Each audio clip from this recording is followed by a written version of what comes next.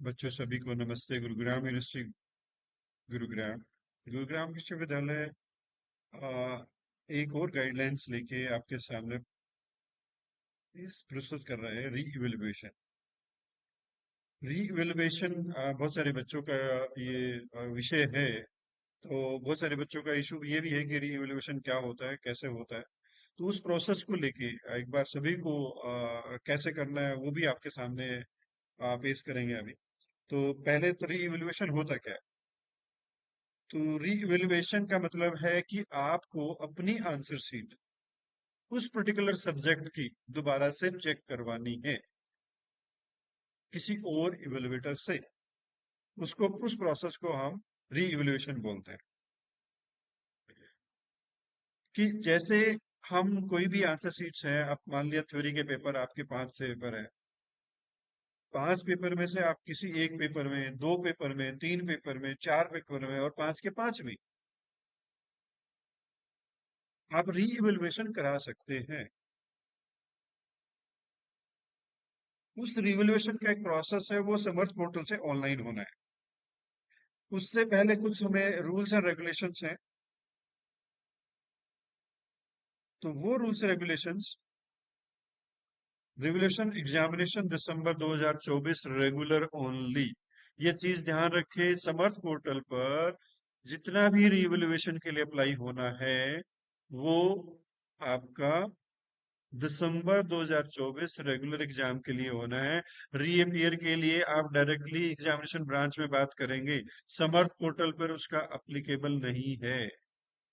ये मेरी सभी से रिक्वेस्ट है, सभी कॉलेजेस से भी रिक्वेस्ट है कि जितने भी बच्चे हैं जिन्होंने रीअपियर का एग्जाम दिया है, वो री इवेलुएट करना चाहते हैं, तो कृपया करके वो एग्जामिनेशन ब्रांच में जाएं और अपना री इवेल्युएशन अप्लाई करें, न कि समर्थ पोर्टल से। समर्थ पोर्टल से उन्हीं का री इवेल्युएशन अप्लाई होगा जिन लोगों ने दिसंबर 2024 में रेगुलर एग्जाम दिए थे। उन रेगुलर एग्जाम का आप रिवोल्यूशन अप्लाई करेंगे। तो इसके लिए हम क्या करेंगे, मैंने दोबारा से भी लिखा है, for regular examination held in December 2024 which is conducted by Gurugram university Gurugram. और वो एक चीज कहाँ मिलेगी आपको, गुरुग्राम यूनिवर्सिटी .समर्थ.edu.in पे। ठीक है। तो इसमें थोड़ा सा ध्यान रखें कौन कौन एलिजिबल होगा। Only students who appeared in regular December 2024 are eligible. No other students are eligible for the re-evaluation on Samarth portal. Application must be submitted within the deadline. Deadline क्या है, कल से 31 तारीख है। 31 तारीख से ओपन होगा पोर्टल और 30 दिन के लिए ओपन रहेगा। उसके बाद कोई डेट नहीं बढ़ेगी। ये चीज ध्यान रखे। ऑलरेडी आपको डेट नोटिफाइड कर दी है, सब कुछ हो जाएगा। अब क्वेश्चन आता है, स्टूडेंट कैन अप्लाई रीटोटलिंग। केवल रीटोटलिंग के लिए भी अप्लाई कर सकता है, केवल री इवेल्युएशन के लिए भी अप्लाई कर सकता है, और दोनों के लिए भी अप्लाई कर सकता है, री इवेल्युएशन और retotalling, as per the university rules. जिन जिन सब्जेक्ट्स में, सब्जेक्ट्स का मतलब है थ्योरी पेपर ओनली, उसमें आप रीटोटलिंग भी अप्लाई कर सकते हो, री इवेल्युएशन भी अप्लाई कर सकते हो, और दोनों भी अप्लाई कर सकते हो। ये आपकी स्टूडेंट्स की इंटरेस्ट पे डिपेंड करता है कि वो किस किस पेपर में, किस किस थ्योरी पेपर में अप्लाई करना चाहता है। ठीक है। अब आपको क्या क्या चाहिए उसके लिए, रिक्वायर्ड बिफोर अप्लाई, अपना एडमिट कार्ड अपने पास रखें और अपना रिजल्ट की कॉपी अपने पास रखें। आपको यही चीज चाहिए, वो आपके रेफरेंस के लिए है। आपको कुछ अपलोड नहीं करना है, सिंपल आपके रेफरेंस के लिए आपको रखने हैं आपके पास। आपके वैलिड क्रेडेंशियल्स होने चाहिए आपके समर्थ पोर्टल के।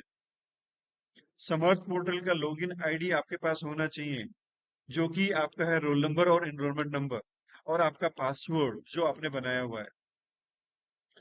और मैं फिर दोबारा से बता रहा हूँ, री इवेल्युएशन री totalling without ABCD ID mapping apply कर सकते हैं। Re evaluation and re totalling आप बगैर ABCD ID को मैप किए अप्लाई कर सकते हैं। तीसरा क्या चाहिए आपको, internet connection. Without internet connection नहीं चलेगा। चौथा आपको चाहिए फोर्थ नंबर पे पेमेंट के लिए, either UPI, either net banking, debit card, credit card, जो फी पेमेंट करनी है उसके लिए ये चीज चाहिए, चाहे वो रीटोटलिंग है चाहे वो री इवेल्युएशन है। तो अब इंपॉर्टेंट गाइडलाइंस हैं for Gurugram university as well as affiliating colleges for revaluation. पहला क्या है,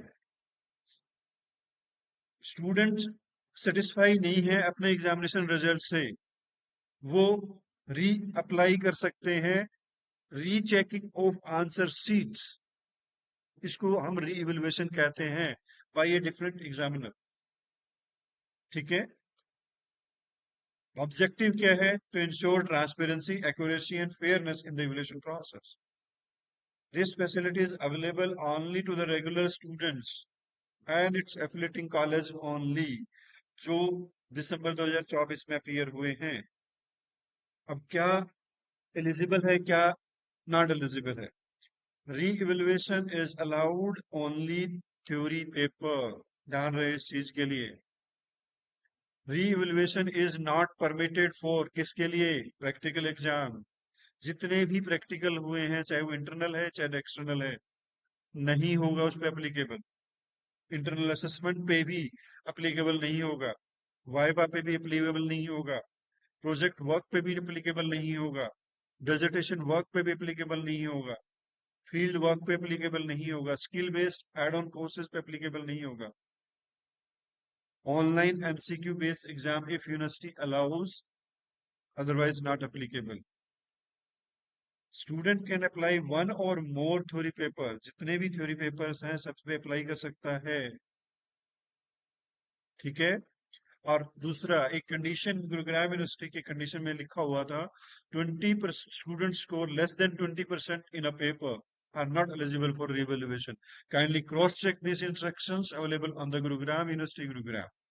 आप वो इंस्ट्रक्शन पढ़ें और कुछ इंस्ट्रक्शंस वो हों तो ही अप्लाई करें, अदरवाइज अप्लाई ना करें।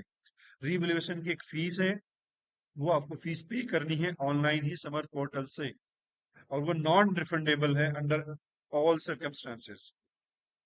और अपनी फी की कॉपी स्टूडेंट्स अपने पास रखे ताकि आगे फ्यूचर रेफरेंस में कभी काम आ सके।